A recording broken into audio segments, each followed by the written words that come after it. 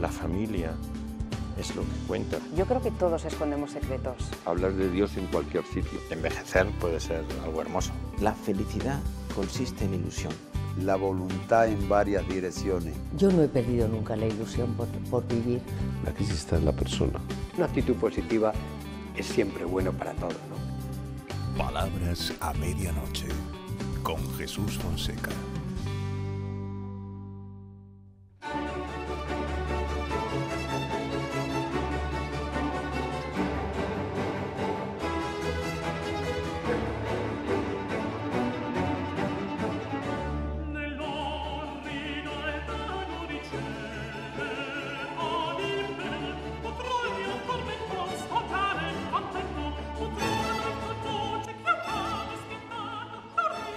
Todos tenemos a alguien, o por lo menos que nos en un momento sí que nos vampiriza, nos chupa la energía o nos la roba, o nos roba la felicidad o el bienestar, la seguridad, la estabilidad emocional.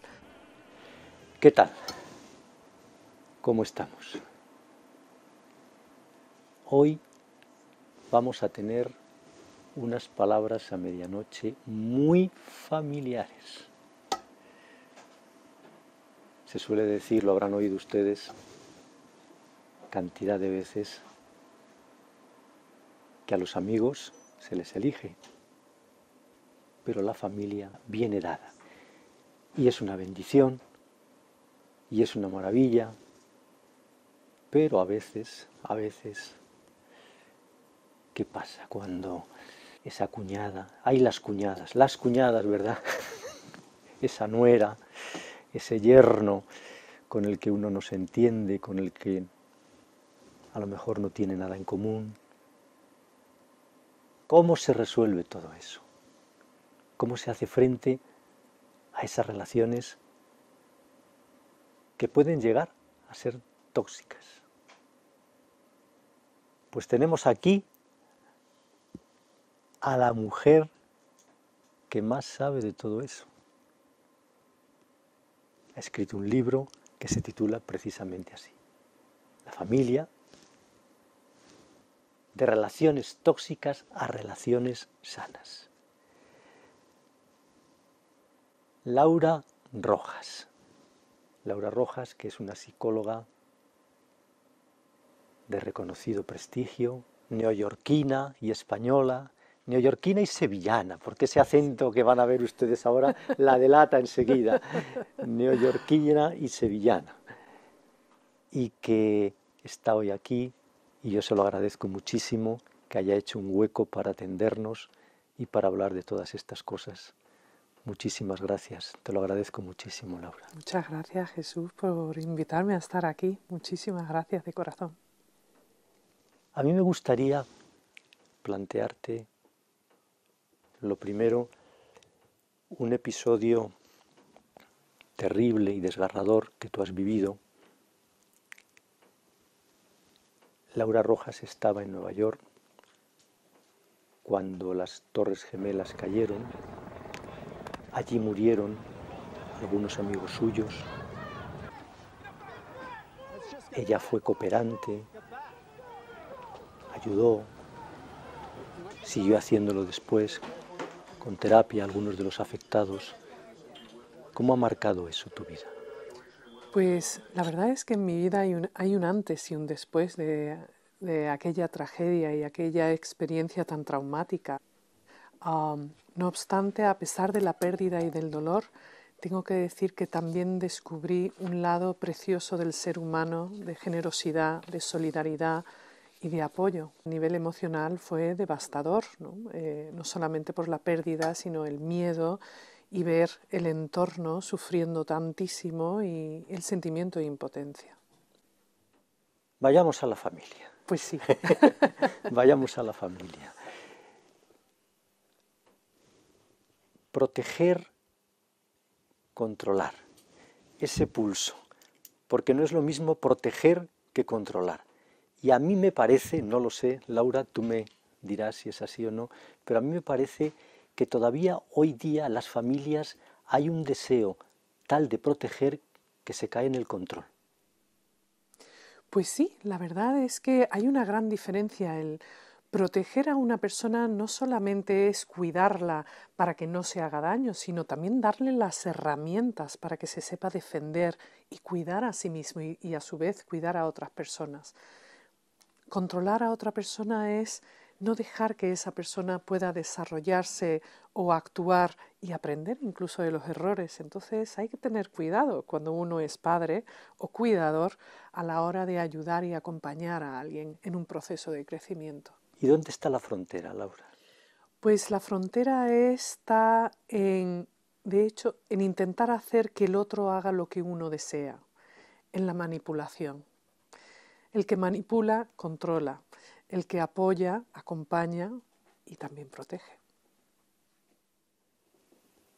Poner límites. Hoy día que se habla tanto, bueno, en realidad es un debate intenso en las familias, en los padres. Hay que poner límites, no hay que poner límites, y si hay que ponerlos, ¿hasta dónde? Los límites son algo fundamental en las relaciones interpersonales, en la sociedad en la que vivimos. Los límites son buenos, saber dónde están, pero claro, eso es algo que aprendemos de nuestros cuidadores, de nuestros padres, que son los que nos dan esa estructura y nos dicen aquí sí y por aquí no. La felicidad como manera de sentirse bien en la vida. Es decir, esta idea que a veces tenemos de la felicidad, que no sé, yo creo que le pedimos demasiado a la vida. Bueno, o no, o quizás no está mal el pedir y quizás utilizaría más la palabra esforzarse. La felicidad no es estar libre de problemas, no es no tener miedo ni estar triste. Parte de la vida es incorporar un equilibrio entre las emociones positivas y las negativas. Es que al fin y al cabo el ser humano, ¿verdad?, tiene un lado positivo, un lado negativo, tenemos virtudes y defectos. Aprender a convivir con ello es la clave. Decía Epicuro, tú te acordarás, Laura, que la felicidad era no tener preocupaciones ni causárselas a los demás. Todavía hasta el día de hoy no conozco a nadie que no tenga preocupaciones. Ahora, sí hay personas que quizás cuidan el no preocupar a otros y hay otras que se ocupan de causar daños o son tóxicas. Casi nada, las personas tóxicas. Las personas tóxicas. Primero, ¿cómo se les detecta? ¿Cómo se detecta una persona tóxica? Y después, ¿cómo se les hace frente? Lo primero, para poder identificar a una persona tóxica, uno tiene que mirar hacia adentro y ver qué siento cuando estoy con esta persona. Las personas tóxicas nos producen malestar, inseguridad, dudas, incluso un poquito de miedo. Eso es a lo que hay que prestar atención, a esas emociones. Cuando la detectamos hay que hacer algo al respecto, dependiendo del tipo de relación que tengamos con esa persona, pero la clave es la distancia, sobre todo la distancia emocional. Tener claro dónde están los límites, dónde estás tú, dónde estoy yo, y desde luego no entrar al trapo. No son de fiar esas personas, hay que huir de ellas, ¿verdad? Bueno, no son de fiar, pero a veces nos vemos teniendo que convivir con Claro, ellas. no queda otra. ¿Y en la propia familia? Sí, en la propia familia. Un tóxico puede ser una madre, un padre, un hijo, un hermano, la familia política. Entonces, partiendo de la idea de que todos somos tóxicos en algún momento de nuestra vida, porque estamos deprimidos, estamos de mal humor o estamos pasando por un mal momento, pero hay personas que sí tienen una actitud y un comportamiento tóxico donde disfrutan haciendo daño o no son sensibles y empáticos con otras personas. Y una cosa que está muy presente en tu libro y que además tú la tratas con mucha hondura y valentía y que te quiero preguntar por ella. La utilización de las personas en beneficio propio. Ahí estamos hablando de personas que son muy tóxicas, que en muchos casos se les puede clasificar como narcisistas, ¿no? Primero van ellos, después son ellos y el mundo gira alrededor de ellos. tengo que cubrir mis necesidades y realmente lo que sienta el que tengo enfrente o cualquier otra persona me da igual. Ande yo caliente, ríase la gente. Exacto. Entonces, con esas personas hay que tener cuidado, porque utilizan a los demás como si fueran el peón del ajedrez. Hago contigo lo que quiero, te hago y deshago, como un Kleenex. Con esas personas hay que tener mucho cuidado y tenerlas muy bien detectadas, sean quien sean. Laura, ¿y no sucede a veces que buscamos la culpa en los demás y la tenemos dentro de nosotros, aquello de que vemos la paja en el ojo ajeno y no vemos la viga en el nuestro? Nos volvemos muy rígidos, muy exigentes y entonces crispamos. Esto pasa mucho también. Sí, ¿Y eso cómo se resuelve? Bueno, ahí quizás un tema interesante que analizar sería las tiranías de los debería. ¿Y eso qué es? Pues está vinculado a las expectativas. ¿Qué espero yo de ti? ¿Qué esperan los demás de mí? ¿Y qué espero yo de mí mismo? Cuando somos rígidos y sumamente estrictos, las exigencias son muy agudas, muy exageradas, diría yo. Y con eso hay que tener cuidado y nos olvidamos de la amabilidad, de la escucha, de la paciencia, que son claves no solamente para buenas relaciones con otras personas, sino también para tener una buena relación con uno mismo.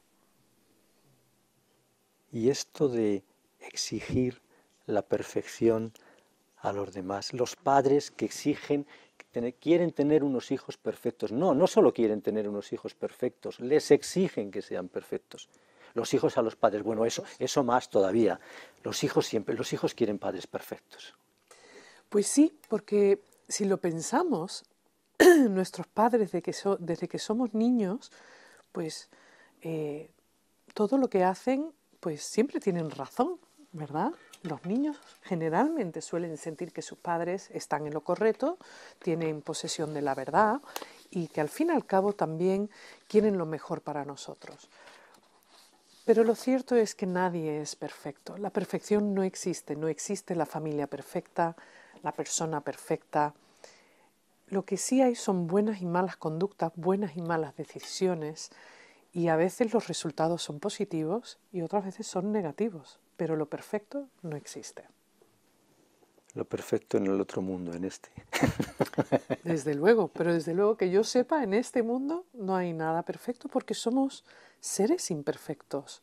Tenemos dos caras, tenemos, como decía antes, fortalezas, pero también tenemos debilidades, tenemos emociones positivas que nos alegran y nos dan fuerza, pero también tenemos emociones negativas que nos producen inseguridad, quizás a veces un poco de celos, de miedo, y hay personas que también son pues muy envidiosas. Y eso no deja de ser un sufrimiento muy profundo. No hay familia perfecta, ni familia que no oculte algo, yo creo. Todos tenemos secretos, y el que lo niegue no está en lo cierto. Quizás el secreto lo tiene de sí mismo, pero todos tenemos secretos y no pasa nada tampoco. No pasa nada. El tener intimidad con uno mismo, con otra persona, con un grupo de personas de confianza, pues es importante saber también quién es quién y con quién hago el qué, ¿no? Y cuál es el lugar que ocupa esas personas queridas, porque al fin y al cabo no deja de haber una categoría, ¿no? La categoría A, la B, la C, los íntimos y buenísimos amigos y aquellos con los que pues vamos a pasear o vamos de viaje o sencillamente saludamos por la calle. Qué tesoro un amigo, ¿verdad, Laura? Sí, la verdad es que sí, para mí han tenido además un papel muy importante en mi vida porque he cambiado tanto de ciudad y de país que cuando no he tenido a mi familia, pues he tenido buenos amigos y les debo mucho. Y es algo, son personas como una planta, ¿no? Que hay que cuidar y son ellos también los que te cuidan a ti. Hay un amor bastante incondicional con la amistad, sobre todo cuando estoy hablando de los buenos amigos. Son unos grandes tesoros. El sufrimiento, el dolor, el miedo, ¿cómo se maneja todo eso?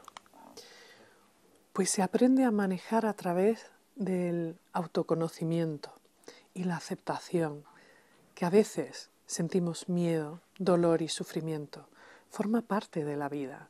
Ahora, quizás lo que sí tenemos que tener en cuenta y no olvidar es que también podemos decidir y elegir el tiempo que queremos dedicar a un dolor y a un sufrimiento. ¿Por qué digo esto? Porque hay personas que quizás viven desde el sufrimiento. Su vida es un puro sufrimiento y no saben vivirlo de otra manera. Quizás le han pasado cosas terribles, pero a lo mejor no le han pasado cosas terribles. El abordar y el aprender a gestionar esos momentos difíciles, que todos lo tenemos, es esencial. Y claro, ahí la clave está pasar página. Es bueno pasar página. Es bueno. Hay que saber pasar página. Sí, que eso no quiere decir olvidar. E incluso no necesariamente significa perdonar.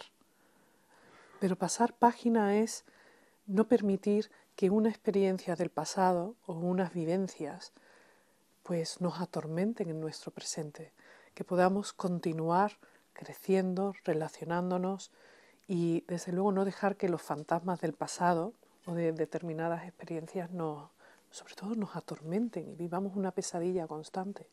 No hace falta, se puede superar. No añadir más sufrimiento al sufrimiento. A mí me parece, no sé, me ha parecido siempre que las rupturas emocionales, sobre todo los divorcios, cuando hay hijos de por medio, yo creo que deben ser uno de los momentos más terribles y más dolorosos. Eso tiene que ser un calvario. Lo es, lo es. Tengo que decir que a lo largo de toda mi experiencia profesional, cada vez que he visto una ruptura de pareja, cualquier tipo de ruptura, pero sobre todo de pareja, el sufrimiento es terrible. Pero también tengo que decir que se pasa y que uno puede volver a rehacerse y rehacer su vida con otra persona o sin otra persona y volver a encontrar la felicidad. La puede volver a encontrar. Pero vivir ese duelo, porque no deja de ser un duelo, no deja de ser una pérdida y un momento en el que uno se siente fracasado, ¿no? Hay que pasar página también. Pero también, cuando digo esto, quiero decir que cada uno tiene sus tiempos y eso hay que respetarlo y hacerlo con amabilidad. Cada uno es cada uno y cada uno tiene su cada unada. Sí. dicen Está muy bien. En Castilla-La Mancha. Pues me gusta, me gusta. No, yo creo que a veces no respetamos esos tiempos, tanto de los otros o incluso no nos paramos a pensar cuáles son los míos. ¿Yo qué necesito para poder superar esto sin olvidar, pero pasar página de una manera sana? ¿Y no será que nos conocemos muy poco? Pues en ocasiones sí. O quizás conocemos algunas áreas de nuestro yo o de nuestra vida y otras no tanto. Yo creo que para eso tenemos toda la vida, ¿no? Para aprender. También vamos evolucionando, cambiando, creciendo. Nuestras prioridades van cambiando también. Lo que yo necesitaba cuando tenía 25 años es muy diferente a lo que necesito hoy con 45. Entonces, el ir procesando toda esa nueva información y cambio de prioridades, pues también es una manera de conocerse y de conocer a otros también. Los vampiros emocionales de los que tú hablas en la familia, les dedicas unas cuantas páginas. Pues sí, como decía antes, todos podemos ser tóxicos en algún momento, pero quizás todos también podemos identificar a esa persona que de manera constante nos mina, ¿no? O nos produce malestar. Identificar ese malestar es fundamental y los por qué y cuándo suelen suceder. En reuniones familiares, en conversaciones privadas, cuando se está hablando de un tema en concreto, que cuándo ocurre. Y conocer el contexto, esa situación, nos va a ayudar a poder afrontarlo, sin necesariamente discutir o pelearse, sino para mantener una distancia emocional y decido yo que no voy a entrar al trapo. Esto me lleva a hacerte esta pregunta, Laura. Las relaciones excesivamente dependientes. Esa frase que alguna vez todos hemos oído de una forma u otra. Te necesito para vivir.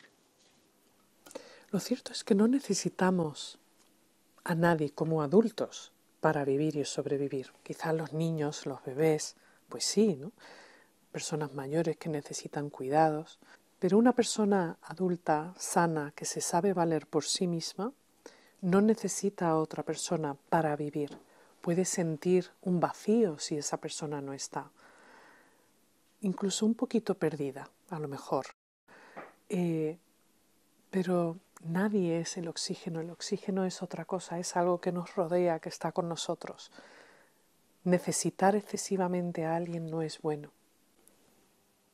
El sentimiento de culpa, que es uno de los temas que tú tratas en profundidad en la familia. Pues sí, el sentimiento de culpa es, yo diría que uno de los sentimientos más habituales en muchas relaciones. Hay un sentimiento de culpa que es real, que si yo hago daño me siento mal después, ¿no? Es un sentimiento real, pero hay personas que se sienten culpables de algo que no han hecho, de lo que no son responsables. Por ejemplo, hijos de padres que se han separado, en muchas ocasiones, en un muy alto porcentaje, se sienten culpables y no son culpables, ¿verdad? No son culpables. Entonces hay que saber distinguir entre la culpa real y la culpa falsa y los efectos que tienen a nivel emocional. Y después decidir, ¿puedo reparar? ¿Puedo reconstruir a partir de aquí? ¿Puedo pedir perdón? ¿Me van a perdonar o voy a perdonar? Que es una parte muy importante que está vinculada al sentimiento de culpa. Y las relaciones, claro. Si no recuerdo mal, en tu libro, que lo he leído con detenimiento, llegas a decir sobre esto, menos mal que existe el sentimiento de culpa. Si no existiera el sentimiento de culpa, esto sería invivible. Bueno, sería un caos. Actuaríamos también sin una estructura y una conciencia, ¿no? Sí. Y eso tampoco puede ser. Por lo tanto, así como el miedo tiene un papel importante, ¿no?, en nuestras emociones y en nuestras relaciones, el sentimiento de culpa también lo tiene. No es un enemigo. Algo que está muy en el ambiente ahora mismo, que palpita, el uso de las tecnologías, de las nuevas tecnologías, de las tecnologías digitales en la familia. ¿Cuál es tu criterio sobre eso? Bueno, desde mi punto de vista y mi experiencia trabajando con familias y mi propia experiencia, yo apoyo muchísimo las nuevas tecnologías. Creo que es algo fantástico, fantástico. Y bienvenido sea. Pero como todo en esta vida, cualquier herramienta se puede utilizar bien, de una manera constructiva, o se puede utilizar de una manera destructiva. Se nos acaba el tiempo. El tiempo, que es todo lo que necesitamos tener y lo que queremos tener, y no sabemos si vamos a tener. No podemos controlar, ¿verdad? Nunca, ni sabemos si lo vamos a tener. El tiempo. Hay que usarlo bien, ¿no? Sí, ese es el secreto, usarlo bien. Pues muchísimas gracias, Laura, por este rato. Pero antes de marcharnos, yo no me resisto todavía a hacerte alguna preguntita más. Por supuesto, por supuesto. Por ejemplo, las virtudes humanas como pilar de los valores familiares y sociales. Porque esto de las virtudes humanas como pilar de todo, que en realidad es un poco lo que va medulando tu libro, me ha gustado muchísimo. Y luego como las vas poniendo todas, la amistad, la audacia, la comprensión, la flexibilidad, la fortaleza, la generosidad, la discreción. ¿Cómo se hace para enseñar todo eso en familia? Viviéndolo tal vez, no sé. Pues yo creo que se transmite con el tiempo, con el ejemplo, con la paciencia, con el compromiso y siendo consciente y viviendo el presente. ¿Qué es lo que estoy haciendo ahora? ¿Qué le quiero enseñar a mis hijos? ¿Cómo quiero actuar? ¿Qué tipo de persona quiero ser? Esa es la clave desde mi punto de vista. Ahora sí nos vamos. Nos vamos a ir con Diego Torres. Muy bien, me encanta. El color de la esperanza. Sí. ¿Cuántas veces les has dicho tú a tus pacientes que escucharan esa canción? Es tan alegre y la letra es tan poderosa, tan positiva, que todas las veces que haga falta. Saber que se puede, saber que se puede. Tentar al corazón con la esperanza. Esta noche les tentamos también a ustedes. Tentamos sus corazones, Laura y yo, con la esperanza. Muchísimas gracias. Muchas gracias. Hasta pronto. Nos vamos con el color de la esperanza. Saber que se puede, querer que se pueda, quitarse los miedos, sacarlos afuera, pintarse la cara.